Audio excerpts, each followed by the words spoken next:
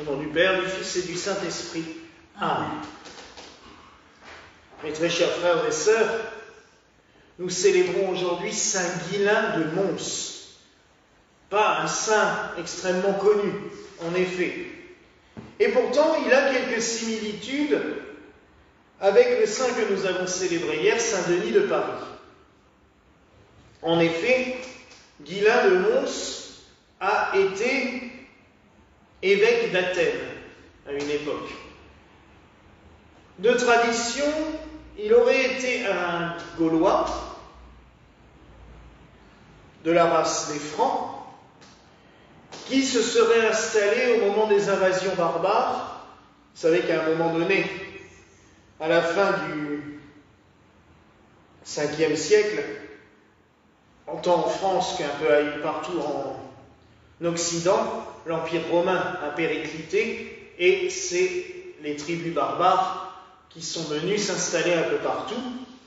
Il y a même eu sur le trône de Rome Théodoric qui était un empereur barbare.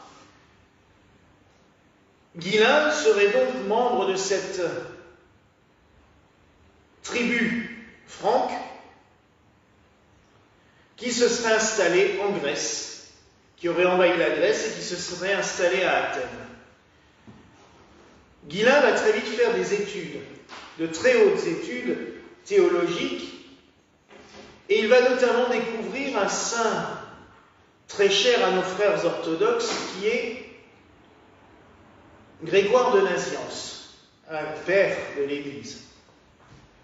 Et il va s'initier donc à cette théologie orientale et il va devenir moine suivant la règle des monastères orthodoxes, la règle de Saint Basile, qui est d'ailleurs toujours la règle des moines orthodoxes à l'heure actuelle, la règle de Saint Basile. On ne sait pas ce qui va le conduire à revenir en Gaule Belgique, parce que c'est comme ça qu'on appelle à l'époque ce territoire, mais il va s'installer, peut-être une soif d'humilité aussi, parce que à l'époque il arrivait souvent que les moines qui étaient appelés à l'épiscopat, au bout de quelques années, se rendent compte qu'en fait l'épiscopat ne leur correspondait pas du tout. Ils n'avaient pas du tout envie d'être moine, d'être évêque, et surtout de ne pas avoir les honneurs, car on oublie souvent que déjà à l'époque, l'évêque, même plus à l'époque que maintenant, avait des honneurs. Il dirigeait la ville, souvent. Il avait le même rôle que les préfets à l'époque de Rome. Donc il avait une espèce de domination, de pouvoir.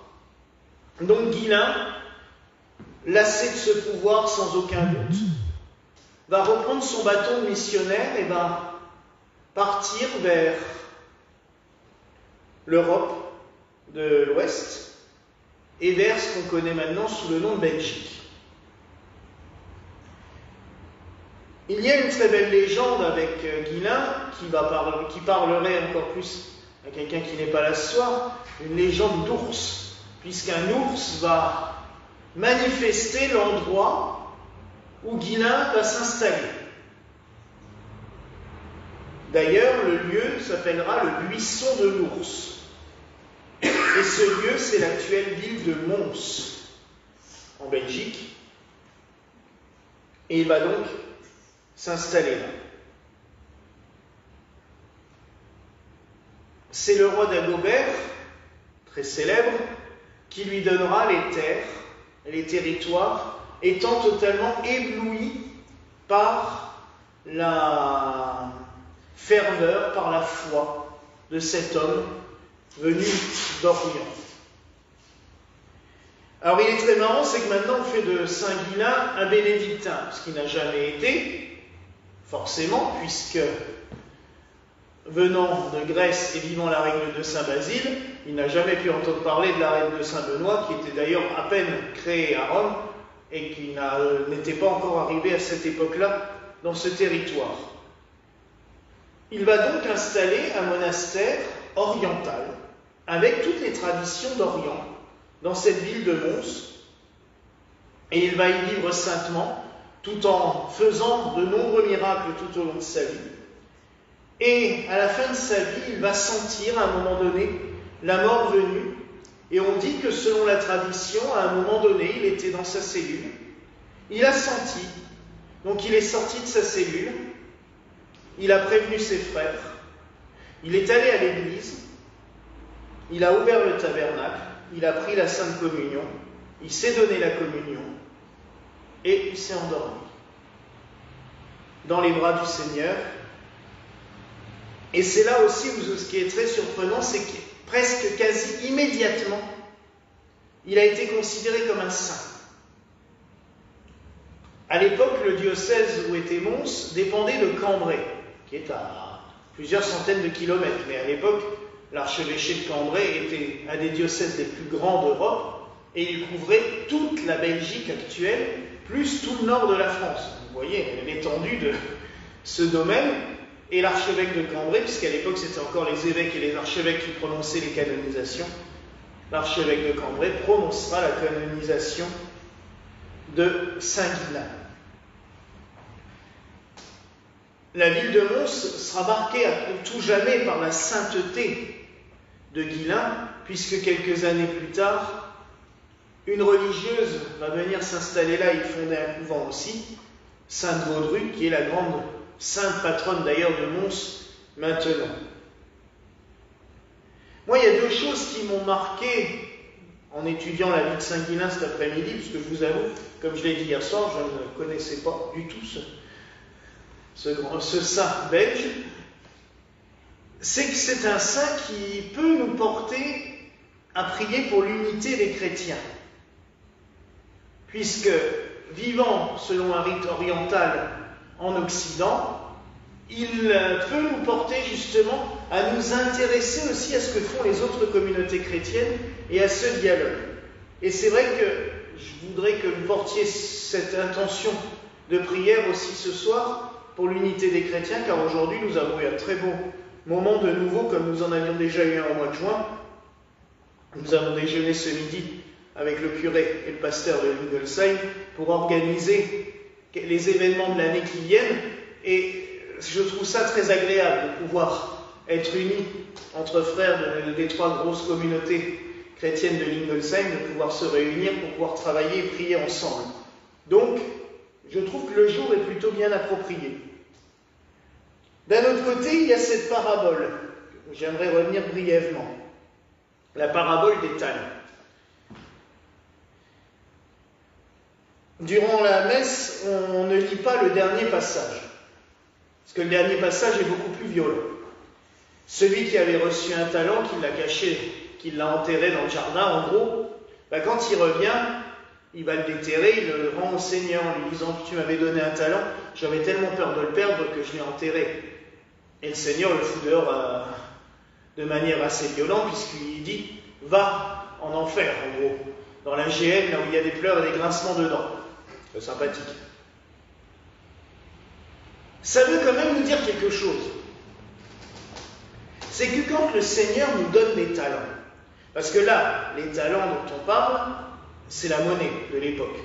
Mais le parallèle est facile à faire. Si le Seigneur nous donne des talents, c'est-à-dire des grâces pour accomplir certaines choses, certains ont un don pour le chant, un autre pour la décoration, d'autres pour le dessin, d'autres pour s'occuper des enfants, d'autres pour faire ceci et cela, et plein de choses. Il faut les mettre en pratique. Quand il nous donne des talents, il ne tient pas du tout à ce qu'on reste à la maison à ne rien faire, ou ce qu'on soit là, se tourner les pouces en disant « Oui, bon, je sais pas trop, j'ai peur, je sais pas, on va me prendre pour un fou. » Il y a quelqu'un qui doit nous regarder, qui va sourire quand je dis ça, mais il ne faut pas avoir peur d'accomplir ce que le Seigneur nous demande. Il ne nous demande jamais rien dont on est capable de faire. Jamais.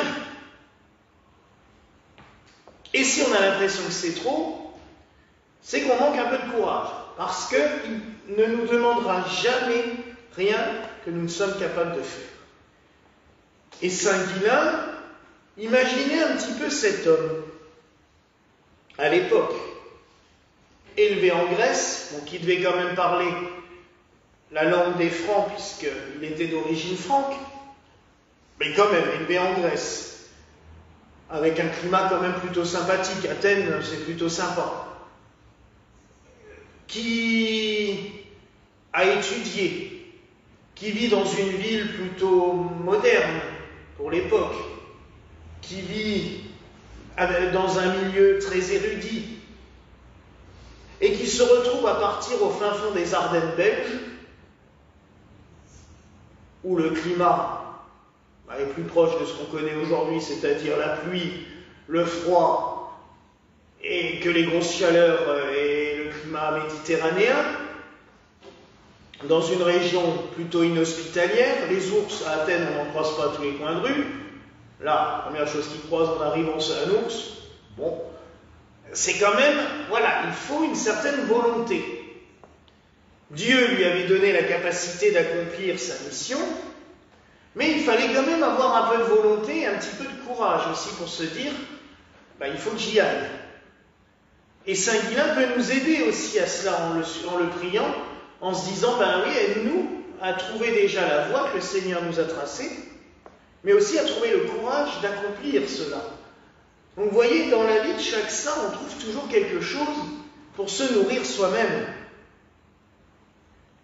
Et c'est ça que je trouve passionnant, moi, dans la vie des saints, c'est de pouvoir aller chercher notre nourriture et tous les jours de puiser une vertu par-ci, par-là, dans la vie de chacun pour se dire, oui, là, il y a encore un peu de travail, il faut encore que j'évolue.